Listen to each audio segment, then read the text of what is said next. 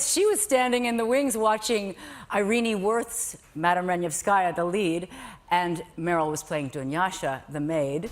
The lights are soft, the camera's rolling, and Diane Lane leans back in her chair with the kind of smile that's made 1,000 scenes unforgettable. Half mischief, half mystery. She laughs, low and smooth, the kind of laugh that makes you lean in closer just to catch the next thing she says. "You really want me to answer that?" she teases, her eyes flashing. At 60, I've learned that honesty can be a little dangerous, especially when it's about handsome men. The interviewer grins, egging her on, and she sighs. A slow, dramatic exhale that feels like the start of a story. "Look," she says, "I've spent my whole life surrounded by beautiful, talented men. Some too young, some too perfect, all just out of reach. And I'd be lying if I said I didn't think about it. But I'm a lady," she adds, with a wink that says she's only half kidding.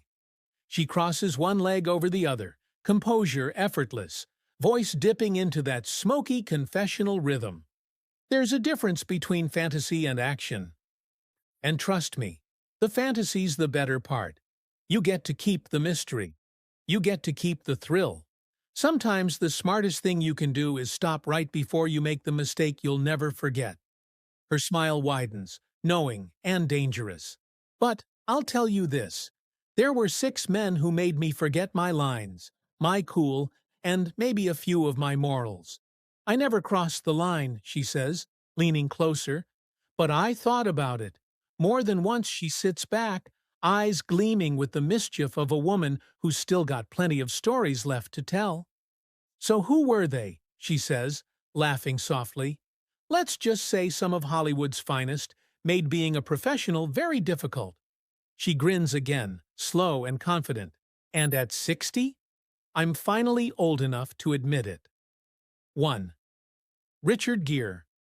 Diane's smile turns slow, like she's tasting a memory. "Richard Gere," she says, the name alone enough to draw out a sigh and a laugh.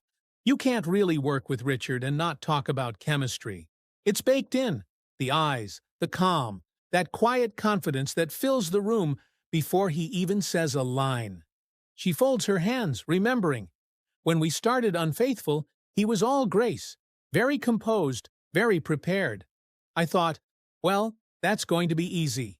Then he looked at me during our first read-through, and I completely lost my place on the page. Not because he did anything, just because he has that stillness, that focus. You feel seen, not watched, but really seen. It's disarming." Her laugh turns warmer. "And then you spend months pretending to be in love with someone like that. Long days, emotional scenes, barely any personal space. And suddenly, the acting starts to feel a little too natural. There's a kind of dance that happens. A glance, a pause, a heartbeat you can hear between takes. You stay in character a little longer than you need to. Everyone on set pretends not to notice." She shakes her head. "By the time we did Nights in Rodanthe, it was like picking up a conversation that had never really ended. We'd tease each other between takes. He'd quote something from Unfaithful. I'd roll my eyes. And somehow the teasing made the scene softer, more human. That comfort is rare. It's what lets the audience believe what they're seeing." Her tone drops, quiet and amused. "I've always said Richard has a kind of elegance that's dangerous. It sneaks up on you.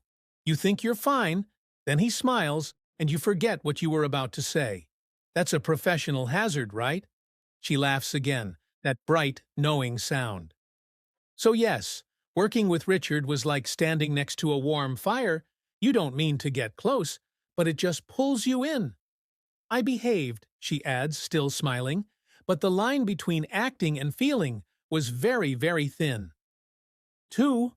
Kevin Costner. Diane laughs before she even starts. "Kevin," she says, shaking her head, "that man could make standing still look heroic. I remember the first day on Let Him Go. He walked onto the set, hat in hand, that low drawl, that steady way of looking at you. It's not showy, it's a current that pulls you in before you realize you're moving." She settles back, her voice softening.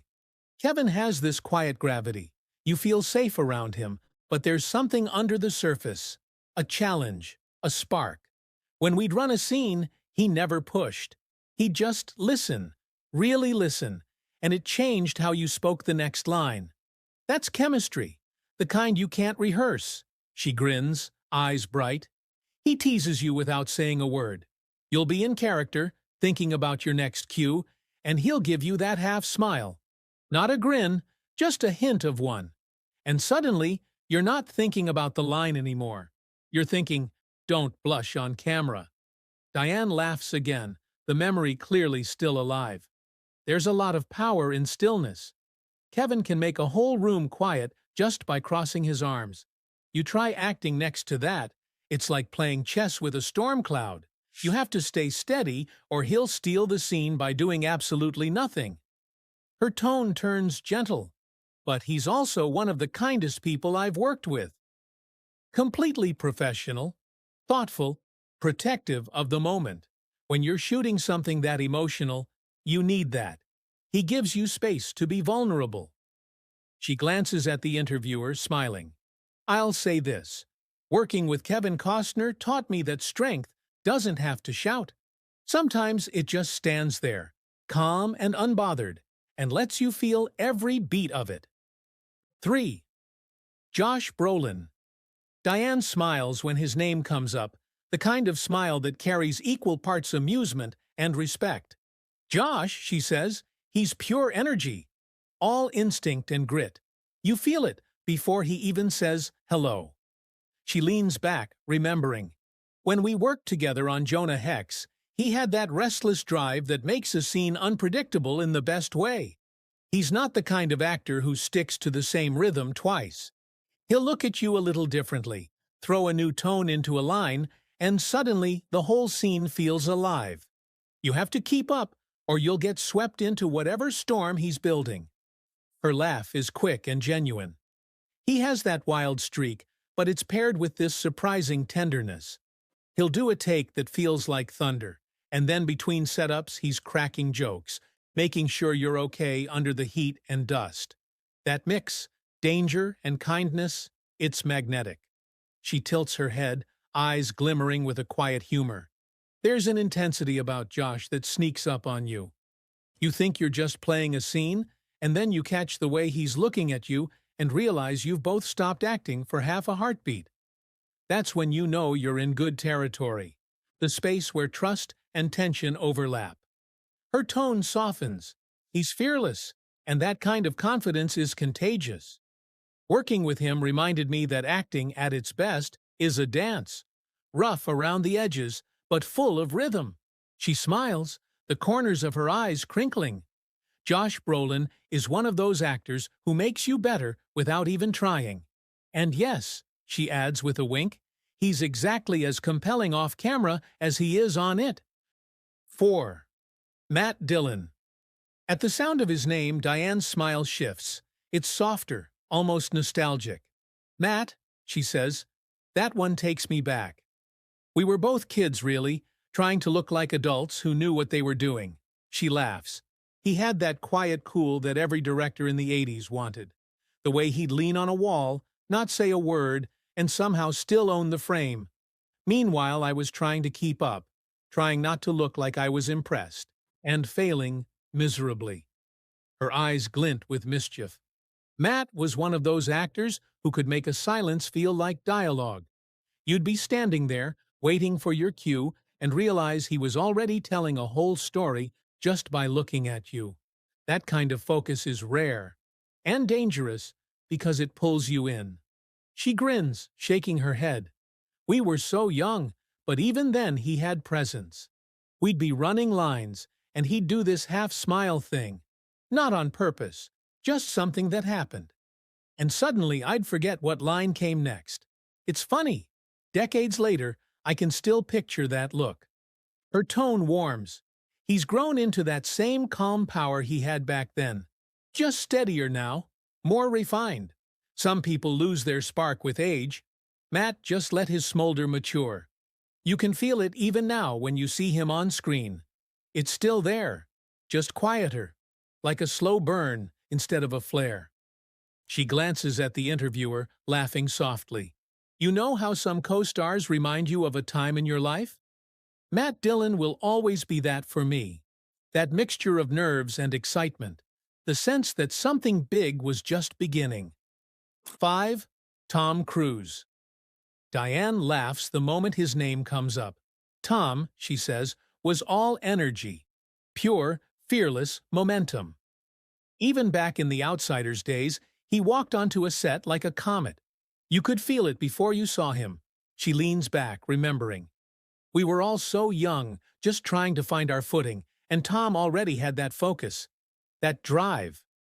He wasn't the biggest star in the room yet, but you could tell he was going to be. There's a kind of certainty about him that's impossible to ignore. Her smile widens. He had this way of talking. Fast, full of ideas, always moving. It was contagious. You'd be exhausted at the end of a day's shoot, and he'd still be bouncing, planning the next take, the next stunt, the next everything. I admired that. It made you want to keep up. She laughs softly. He's also got this charm that sneaks up on you. It's boyish but precise. He looks you straight in the eye when you're talking, and for a second, it feels like the rest of the world's gone quiet. That kind of focus is disarming, and it works just as well off camera as it does on. Her tone turns thoughtful. I think that's what makes him so effective on screen. That combination of intensity and optimism. When he connects with you in a scene, you believe him completely. You don't act, you respond. She grins again. Tom was one of those people who made the set feel electric. You left the day a little lighter, a little faster, and definitely more awake than you'd planned to be. 6. Christopher Lambert. Diane's smile turns reflective when his name comes up. Christopher, she says, had that European mystery about him. Calm on the surface, but you always felt something happening underneath. She folds her hands as if replaying a scene.